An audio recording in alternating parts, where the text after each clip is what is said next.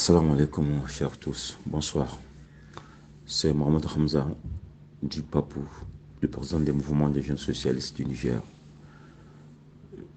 Chers frères et sœurs, je viens de lire la vidéo de Kimi Seba et les notes vocaux de certains frères et sœurs nigériennes qui ont commencé à me juger et à politiser cette affaire.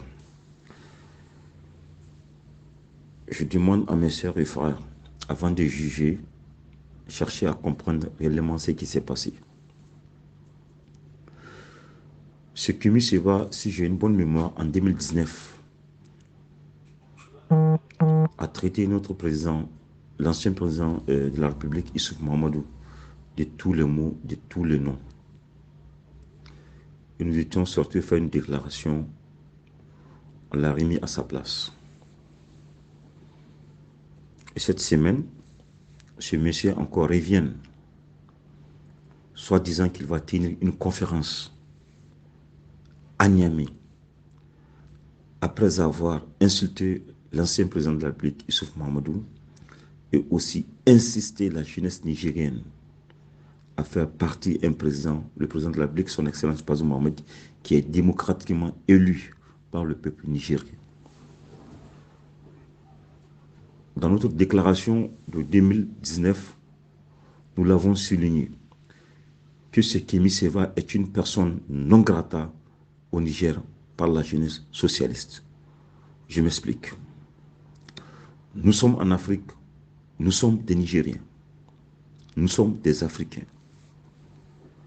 Nous avons une culture qui est différente des autres cultures du monde. L'éducation est différente des autres éducations du monde.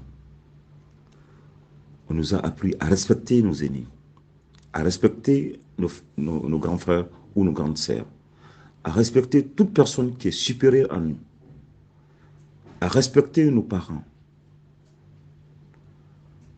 Un jeune, soi-disant africain, qui s'élève, je dirais même un jeune insolent, qui n'a aucun respect envers les aînés, envers les parents, s'élève, insulte nos dirigeants. Ce n'est pas les dirigeants seulement qu'il insulte, mais il insulte toute la nation. Il se fout de toute la nation. Il se moque de toute la nation nigérienne. Et nous avons décidé que ce jeune sera toujours une personne non grata au Niger. Je le dis et je le répète.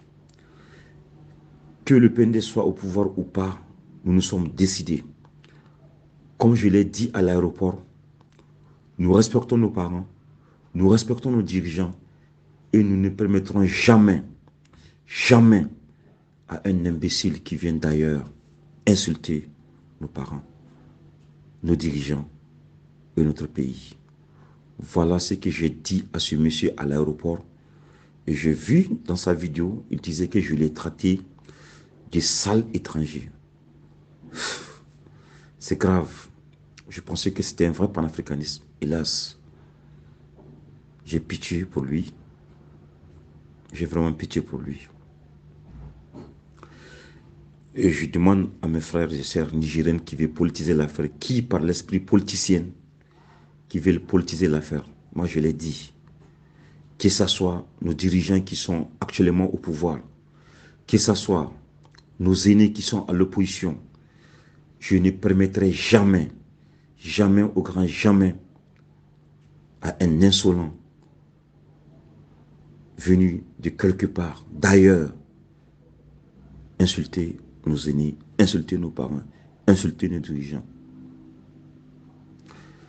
Et j'ai vu dans certains commentaires, dans certains posts sur Facebook, de mes propres frères, de mes propres sœurs, disant que je suis la première personne à attaquer ce monsieur.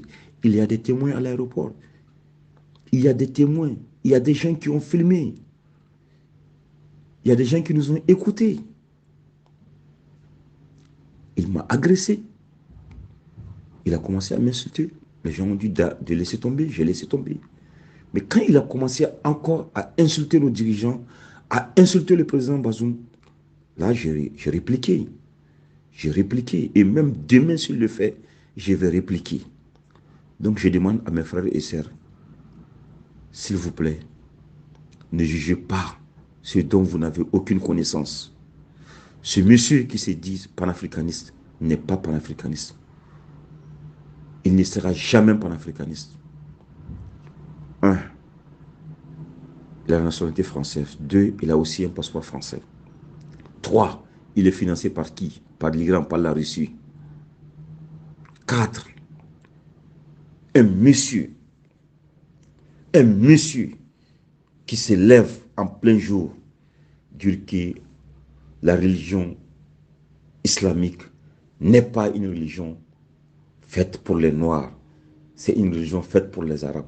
S'il vous plaît. Et ce monsieur veut qu'on devienne des animistes. Un monsieur qui n'a aucun respect envers nos dirigeants africains, envers nos aînés.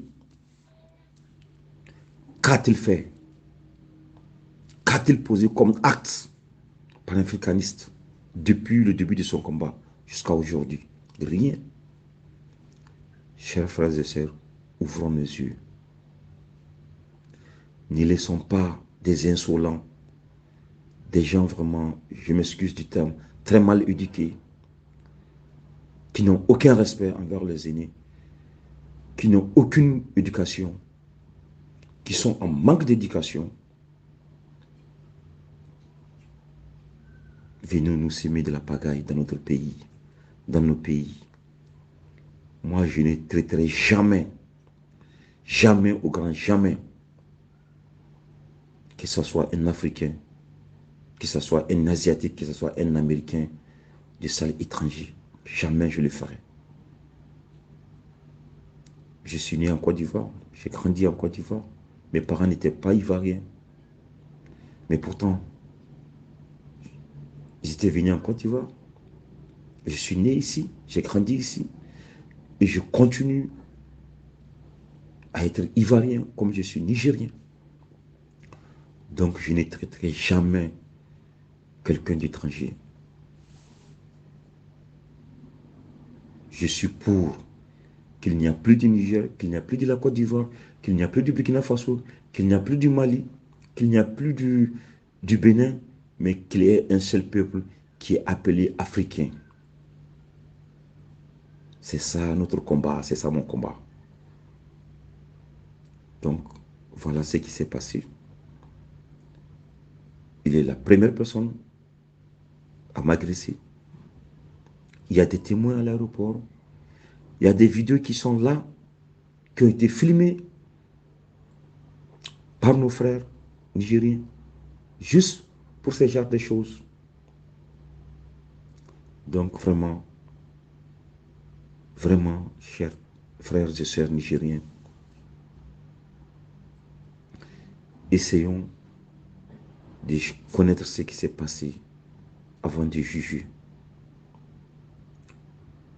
Ici, c'est un combat d'intérêt général et non un combat politique. Mais Inch'Allah, vous allez le comprendre.